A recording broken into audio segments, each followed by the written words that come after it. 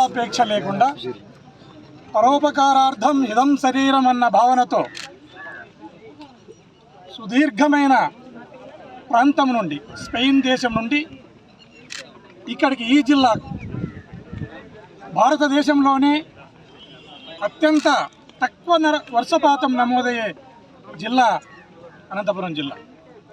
ఇక్కడ వర్షాలు కురవక పేద ప్రజలు అన్నమో రామచంద్ర అని పక్క రాష్ట్రాలకు లేదా బెంగళూరు వంటి మహానగరాలకు వలస పోయే రోజుల్లో మహానుభావుడు పెర్రర్ గారు ఇక్కడికి వచ్చి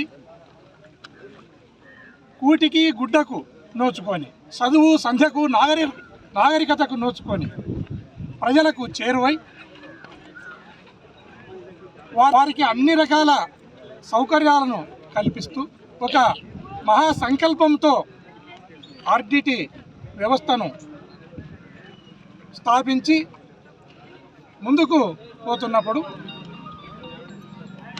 ఈ ఆర్డిటి సంస్థను ఇబ్బంది పెట్టాలి, దీన్ని అడ్డుకోవాలి, దీనికి ఈ ఆర్డిటి సంస్థకు వచ్చే విరాళాలను ఆపు చేయాలి అన్న ఒక దురుద్దేశంతో ఒక నల్ల చట్టాన్ని కేంద్ర ప్రభుత్వం తీసుకుని వచ్చి ఆర్డిటిని నిర్మూలించాలి అన్న భావనతో ముందుకు పోతా ఉంది. దాన్ని తెలుసుకున్న స్థానికంగా పనిచేసిన మాజీ ఎంపీ తలారి రంగయ్య గారు ఒక సదుద్దేశంతో పేద ప్రజల యొక్క చేతిలో అన్నం నోటికాటికి పోయేటప్పుడు దాన్ని కేంద్ర ప్రభుత్వం అడ్డుకుంటుంది, దీన్ని ఎట్లయినా నేను ఈ కూటమి ప్రభుత్వం యొక్క దుశ్చర్యను అడ్డుకోవాలి అని ఒక పాదయాత్రను ఒక మహా సంకల్పంతో ఆయన మొదలు పెడితే ఆయన పాదయాత్రను పోలీసులు తుపాకులతో ఆపడానికి ప్రయత్నం చేసినారు, అరెస్టులతో ఆపడానికి ప్రయత్నం చేసినారు, కేసులతో ఆపడానికి ప్రయత్నం చేసినారు.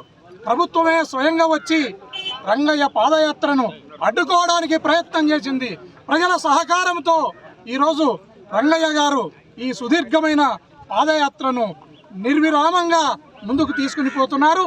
ఈ పాదయాత్ర జయప్రదం కావాలంటే ప్రజలందరూ కూడా సమైక్యం కావాలి, ఐకమత్యంతో ముందుకు రావాలని కోరుకుంటూ ఈ పాదయాత్రను ఆయన సదుద్దేశాన్ని జయప్రదం చేయాలని కోరుకుంటూ ముగిస్తున్నాను.